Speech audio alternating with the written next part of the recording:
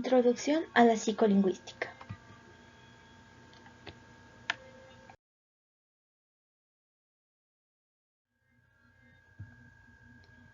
¿Qué es la psicolingüística? También conocida como psicología del lenguaje.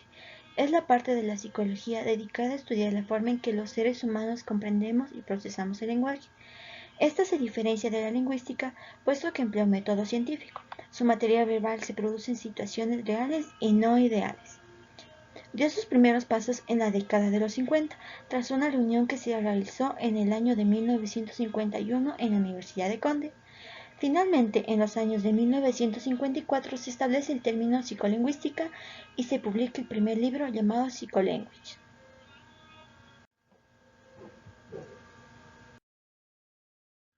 Componentes del lenguaje.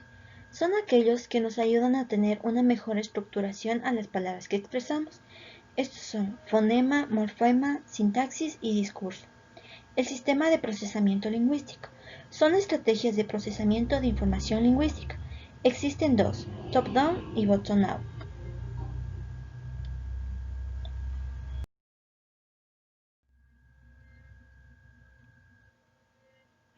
Fundamentos del lenguaje.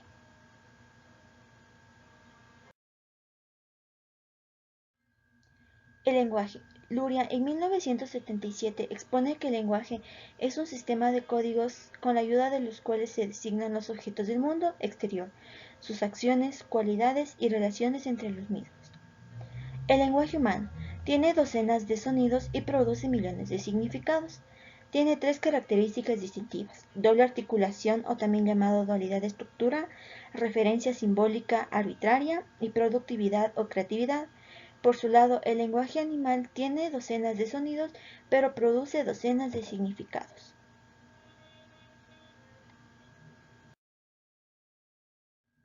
Características distintivas. Doble articulación. La primera articulación, sonidos con significados, fonemas como las vocales a, i, o, u y palabras so, pa.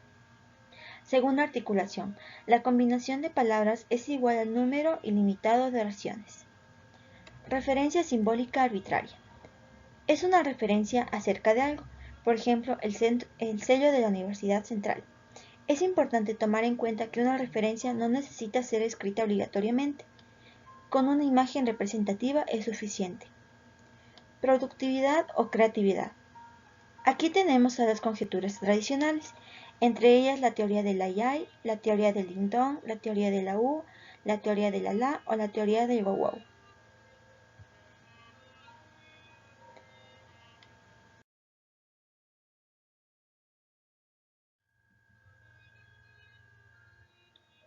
La base biológica del lenguaje humano. El lenguaje es una habilidad exclusivamente humana que está doblemente entroncada en la naturaleza.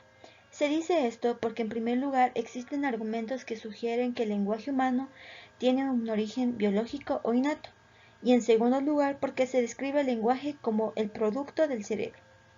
La naturaleza biológica del cerebro. Hay una serie de datos que sugieren que el lenguaje es un rasgo biológico exclusivo de nuestra especie.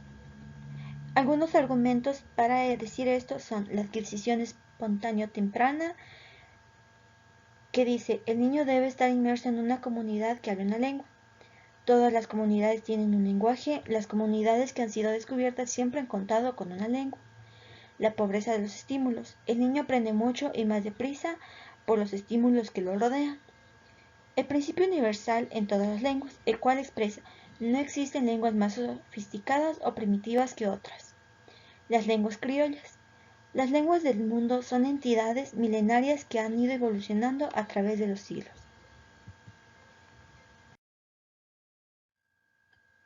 Bases genéticas del lenguaje. El material genético constituye el genotipo, que es lo que determina el potencial lingüístico del individuo, pero la interacción de los genes con el ambiente produce el fenotipo, que define realmente sus capacidades lingüísticas.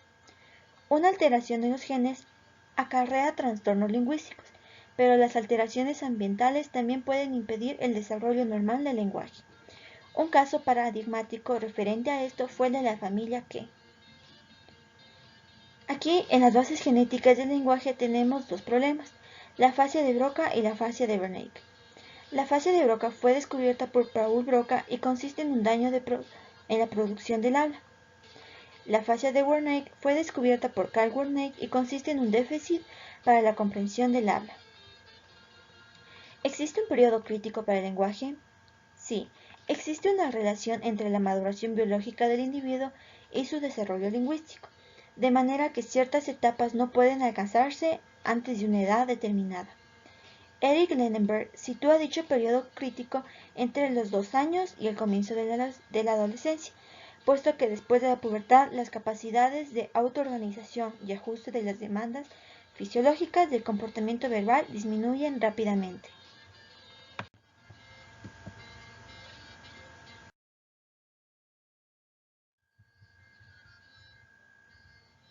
Relación lenguaje y cerebro.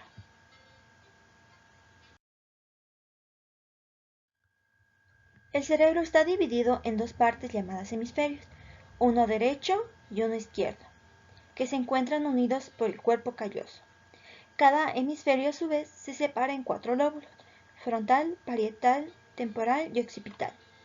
Las técnicas de estudio del cerebro. Tenemos varias técnicas, sin embargo las más importantes son: electroencefalografía. Permite un monitoreo de cualquier estructura del cerebro con ondas alfa, delta, beta y teta. Aquí tenemos una imagen. Magnetoencefalografía. El individuo realiza una actividad mientras los médicos monitorean qué áreas del cerebro se afectan con la finalidad de hallar el problema. Tomografía por emisión de positrones. El escáner detecta la radiación transmitida a través del cuerpo usando un anillo detector, como aquí podemos ver. Imagen por resonancia magnética funcional. Permite mostrar en imágenes las regiones cerebrales activas al ejecutar una actividad específica.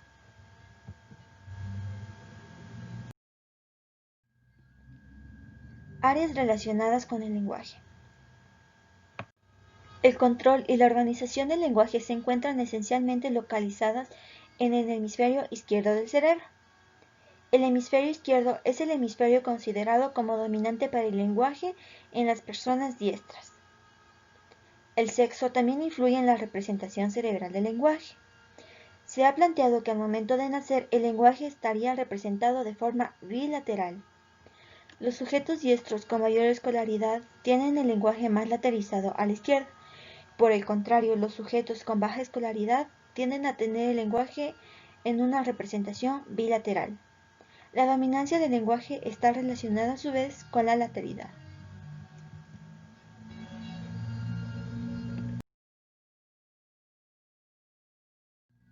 La ruta de activación para el procesamiento del lenguaje.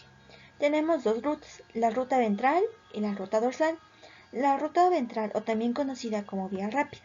La palabra ventral hace referencia anatómicamente hablando a lo anterior o al lado de delante. Esta es una conexión directa y rápida. La ruta dorsal. La palabra dorsal hace referencia a lo posterior o dorsal. La ruta o vía dorsal es la que se encuentra más hacia la nuca o parte posterior de la cabeza, es decir, que se encuentra detrás. Esta es una vía lenta. El habla. Cuando nos referimos al habla,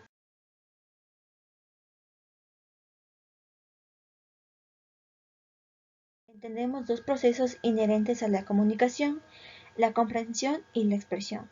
En la ruta ventral, en esta vía se emplea la imagen mental del concepto y no es necesario la codificación y decodificación de fonemas uno a uno.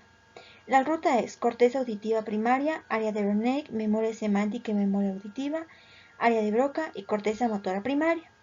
La ruta dorsal.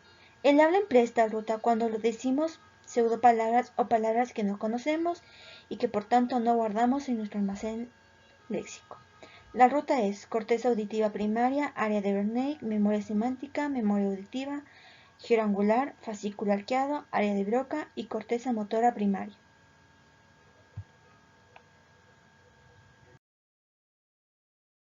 La lectura. Es un proceso que consiste en interpretar, descifrar y comprender mediante la vista el valor fónico de una serie de códigos escritos. La ruta ventral. es corteza visual primaria, área de Wernicke, memoria semántica y memoria auditiva, área de Broca y corteza motora primaria. La ruta dorsal, corteza visual primaria, área de Wernicke, memoria semántica y memoria auditiva, fascículo arqueado, área de Broca y corteza motora primaria. La escritura es un sistema de representación gráfica del lenguaje. Guarda relación con la expresión del habla y con la lectura. La ruta ventral. El almacén léxico envía la información al área de Exner, quien se encargará de estructurar los patrones motores para la escritura.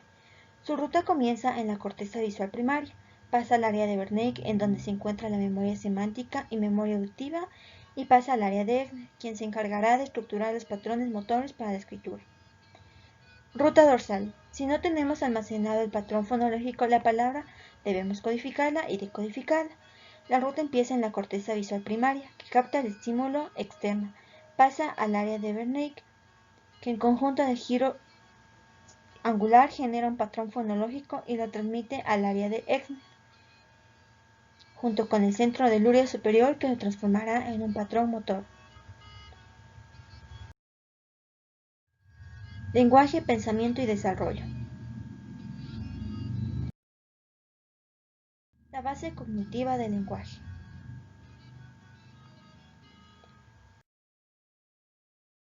La cognición y el lenguaje, determinantes del desarrollo, son aquellos elementos o circunstancias que favorecen o inhiben el desarrollo humano. Tenemos la alimentación, el bienestar psicológico y el consumo de sustancias. Secuencia del desarrollo del lenguaje inicial. Los bebés dan a conocer sus necesidades a través de sonidos que van de llanto y balbuceos. Luego procede la imitación accidental y deliberada. Teorías. Tenemos dos teorías, la de Skinner y la de Chomsky. Skinner propone que el aprendizaje del lenguaje se basa en la experiencia. Los bebés imitan los sonidos que escuchan de los adultos. Chomsky, por su parte, propone el llamado nativismo. El ser humano nace con la capacidad innata para adquirir el lenguaje. Desarrollo del vocabulario. Los padres ayudan a enriquecer el vocabulario del niño mediante la repetición y pronunciamiento de la palabra. Existen dos etapas en el desarrollo del lenguaje, la prelingüística y la lingüística. Los niños aprenden en un orden, primero sustantivos, verbos, adjetivos, adverbios, conjunciones e interrogaciones. Etapa prelingüística.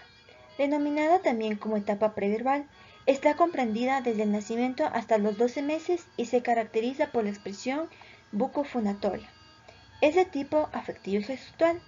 Las principales características de los 0 a 5 meses son emitir ruidos con la garganta y crear sonidos relacionados con el placer y el dolor, como risas, llantos o quejas, el gorjeo, balbuceo reduplicativo, reconocimiento de la voz materna, aparecen gorjeos y gritos, mueve los ojos en dirección al sonido, etc. La etapa lingüística, por su parte, empieza a partir del año hasta los 4 años o en adelante. En el año las características principales es que aparece la primera palabra. De los 2 a los 3 años aparece el lenguaje telegráfico. Pueden agrupar objetos por familia y conoce conceptos como dentro de, grande, sobre, guapa, fea, etc. Usa pronombres y aparece el juego simbólico y el vocabulario se amplía de 250 a 900 palabras. De 3 a 4 años sale el egocentrismo y entra en la etapa del lenguaje social. Usa los sonidos del habla correctamente y es capaz de describir objetos comunes. Expresa ideas sin sentimientos, usa verbos en gerundio, etc.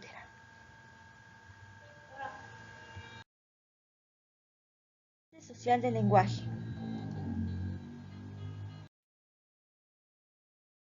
Al decir que el lenguaje nace de la relación con los seres humanos, aseguramos que este es un fenómeno social y no solo biológico.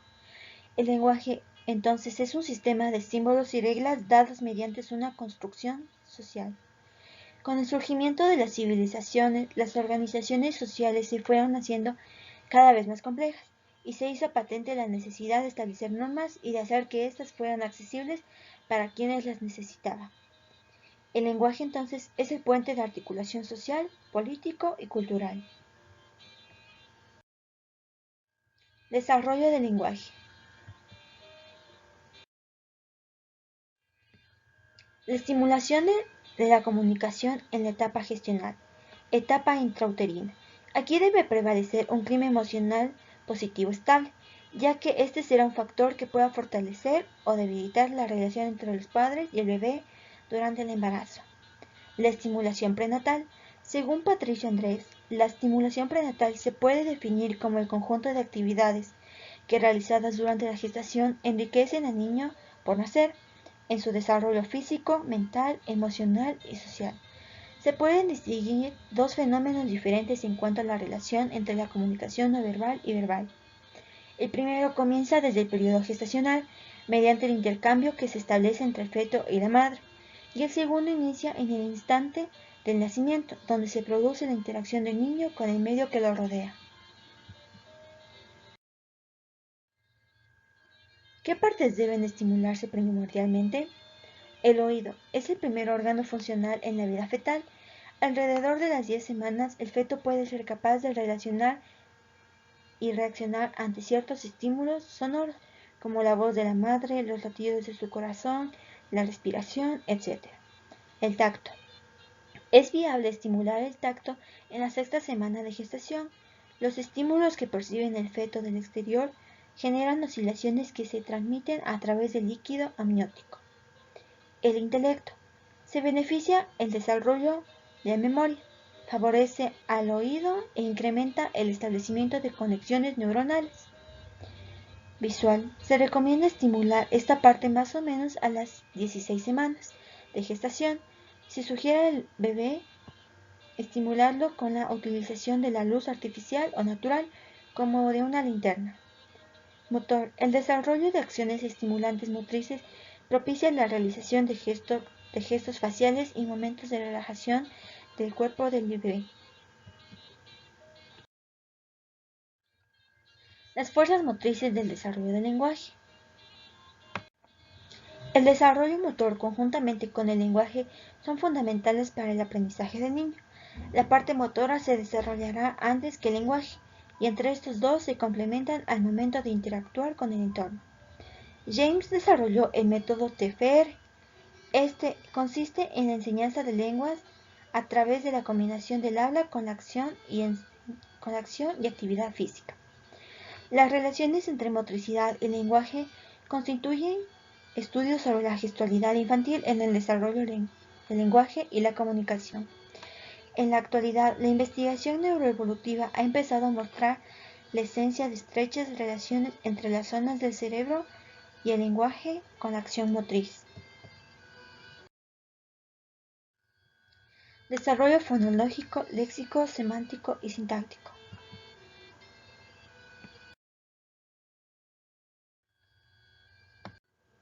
Desarrollo fonológico. Es la disciplina que se encarga de estudiar de qué manera los sonidos del habla se organizan y se relacionan con las lenguas humanas para tener un significado. La base o unidad básica de la fonología son los fonemas, los cuales son entidades ideales y abstractas. Cada fonema está constituido por una serie de características o rasgos distintivos.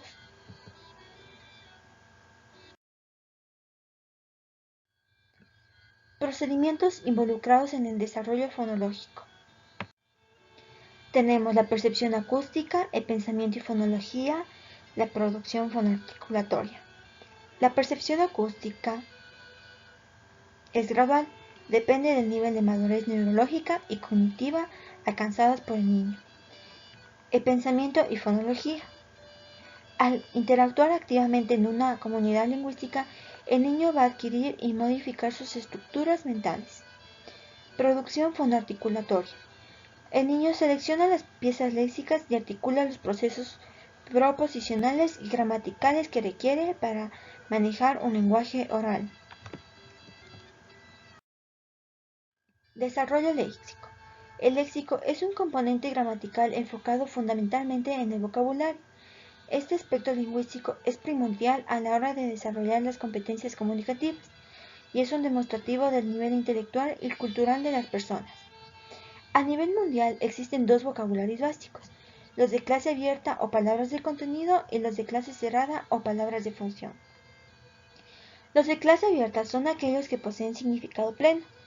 En esta categoría encontramos nombres, verbos, adjetivos y algunos adverbios, por ejemplo, cabeza, libro, coche, manzana, etc. Los de clase cerrada no tienen contenido semántico pleno y modifican el significado de las palabras. En esta categoría se encuentran artículos, proposiciones, conjunciones, auxiliares, etc. Aquí tenemos la, por, los, para, que, ellos, etc.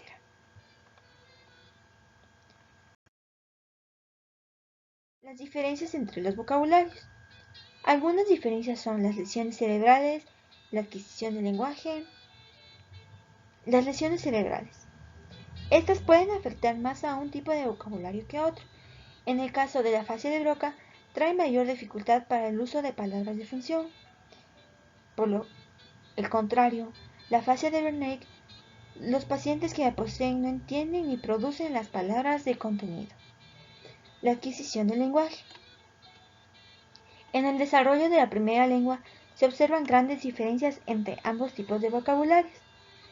La aparición del vocabulario de clase cerrada es mucho más tardía que la del vocabulario de clase abierta. Las primeras palabras infantiles son de clase abierta, por ejemplo, mamá, papá, teta, etc.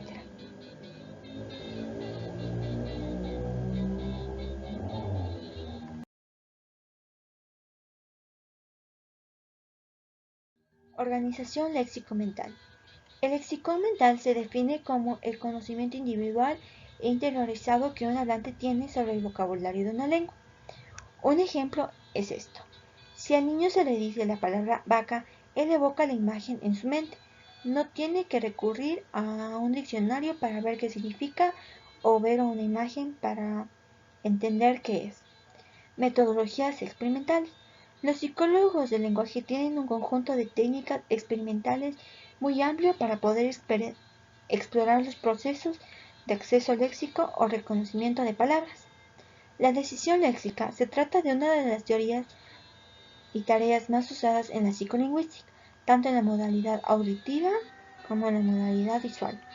En la tarea visual, el participante debe decidir rápidamente si un estímulo formado por un conjunto de letras es una palabra de su idioma o no es. Por el contrario, en la modalidad auditiva, el participante debe decidir si los sonidos que escucha forman una palabra o no.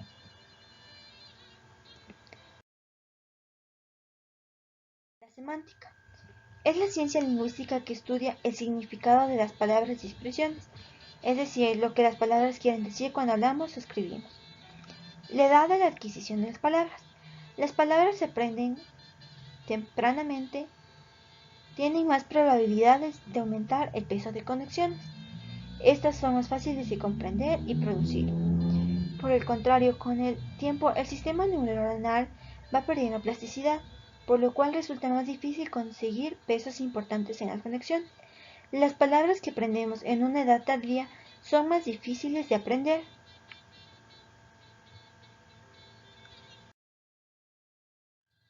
Teorías cognitivas. Desde la psicología cognitiva se han propuesto diversas explicaciones sobre cómo manejamos y representamos los significados en nuestra mente. Las principales teorías son tres. Teoría de redes, que dice el significado de una palabra forma parte de una especie de red de significados interconectados.